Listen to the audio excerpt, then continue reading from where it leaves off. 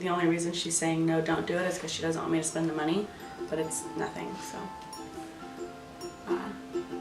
Anyway, all right, I'm gonna let you go. I'll call you later, I guess.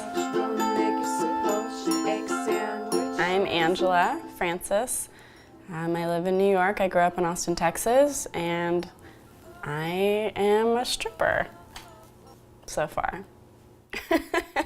When I was in Austin, I spent 2 years working for a tobacco company, spent 2 years working for a hair company, and doing modeling and marketing for both of them. Modeling here is way different than modeling in several other places in the country and in the world. So in that industry, coming to New York, I was all of a sudden short and fat for the first time.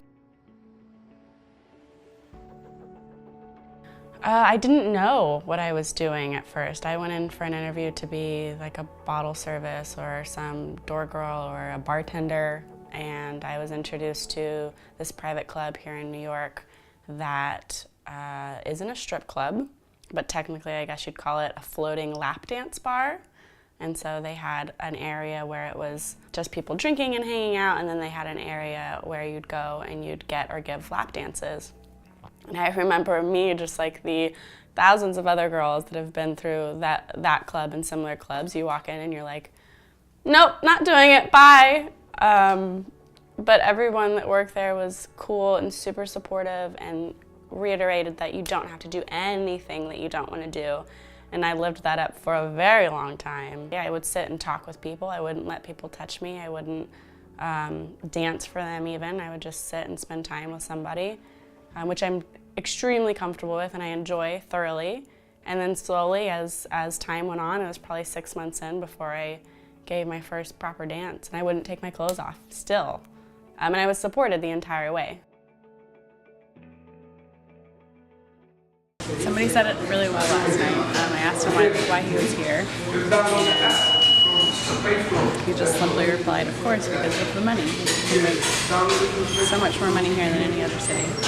My parents, the reason why they have the money that they have today is because they saved. A lot of that has rubbed off on me. And I do have a very vivid memory, and it was my father walking into my room and being like, "What are you doing?" And I was sitting there ironing money. My first, how much ever money I made, like I just pretended that I didn't even make it. Like I gave a lot to my parents, but then there reached a point where I was like, oh wait, I can buy that thing. You know, I can get an extra bag of chips at the grocery store. I can move into an apartment that I love and I can afford my own space. On some level, I have gotten used to making more money than I've made in my past. That was easy. It's going back that's going to be hard. Yeah, he's totally a promoter. And they don't pay people. He's gonna be like, well, you have the chance to meet like really awesome people and go out to like really great places.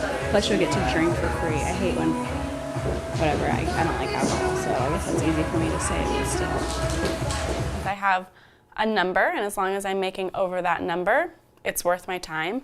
And the other bit is that I enjoy the intimacy. There's no other line of work where you can become physically, mentally, emotionally that close with somebody that quickly. I had a client the other day, and I got into this long conversation with him, and he said, you know, I love my wife. She's wonderful, but I feel like I don't please her, and I want to do that. And so I sat down and I got to spend probably 30 minutes and eventually giving him several dances and showing him, like, you know, all of the areas on your wife's body that you go to whenever you guys are getting intimate. And he's like, yeah. I'm like, here, and he's like, yeah. I'm like, don't touch them.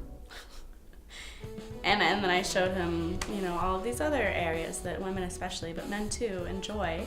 And he was just blown away, and it was this moment of, like, I didn't know any of this before.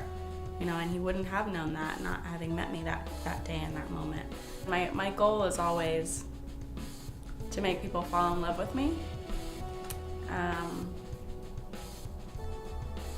think one, that's just my personality type, and two, I find the most power and the most giving in doing that with somebody, and the most vulnerability with somebody.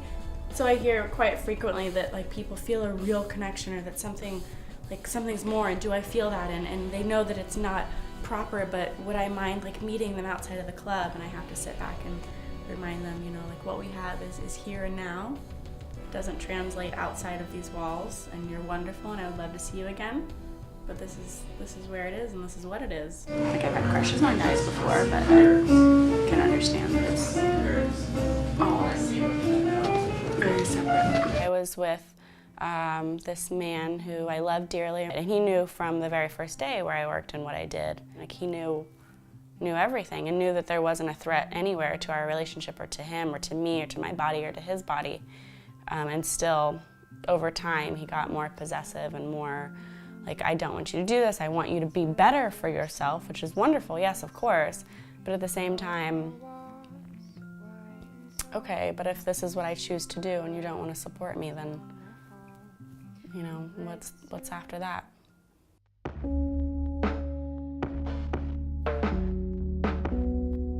My father's like, you have till you're 30, and then you gotta get serious. I'm like, okay, like that's really nerve-wracking, because what? No, yeah, it's so daunting, it's terrifying. But I got a job offer the other day, working, and like this whole company was there, and I sat down and I talked with everyone, and we had a great time. And they're like, yeah, come work for us. Like, you're awesome. Like, okay, cool. But then, for one person pulled me aside, and he goes, at work, I want you to be professional, and it's work 100%, but I want you to be with me on the side. And that is so frustrating, because no matter what job I try to go for, somewhere is going to be someone that's going to try to get something more from me, probably sexually. I haven't had one job that hasn't been a part of it in some capacity or another. But at what point do I say, okay, I'm going to accept this and I'm going to go try to get this job and I'm going to put up with this abuse, or I'm going to say, I pass? No. I have a plan of making the most amount of money that I possibly can, and then hopefully doing something with it that will then earn me more money. I would love to do a million different things, but who knows, we'll see where I go.